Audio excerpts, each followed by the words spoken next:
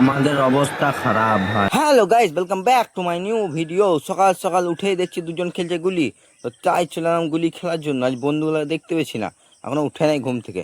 এদের সঙ্গে গুলি খেলতে লেগে গেলাম, দেখে গুলি নেই, এদের সঙ্গে খেলছি। তো এখনো খানিক নিস আছে গুলি খেলার আমার। এই গুলি খেলতে খেলতে আমার লেগে গেল খিদে, তাই চলে গেলাম মাঠে খানিক পুরি মুড়ি মারতে।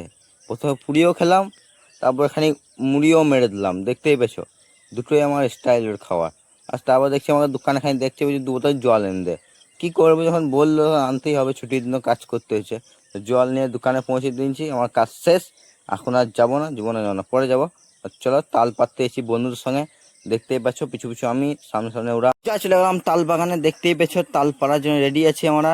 গাছে চেপেও গেল, গাছে থেকে তাল ফেলেও দিল। আরও 2-3 কান পাড়া হয়ে গেছে আমাদের। দেখছো জড়ো করা আছে, এবার সব খাবার জন্য রেডি হয়েছি আমরা। সব তাল খাওয়ার জন্য ছট পড়াইছে। আমিও খানিক ছট পড়াইছি, তাড়াতাড়ি খেয়ে নিই, নাহলে লাস্টকালে আমি খেতে পাবো না।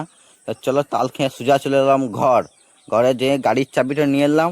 আর সামনে রয়েছে আমার ডিউটিউ যা বেটে বেটে নিয়ে সোজা চলে এলাম দোকান চুল কাটার জন্য। দেখতে পাচ্ছ সাইডে দাদা বসে আছে, চুল কাটবে। আজকে দোকান ফাঁকা একদম।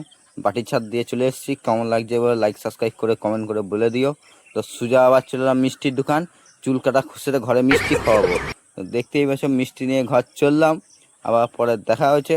Tata bye bye. তোমরা মিষ্টি খাওয়াবে তো কমেন্ট করে দিও। Tata bye.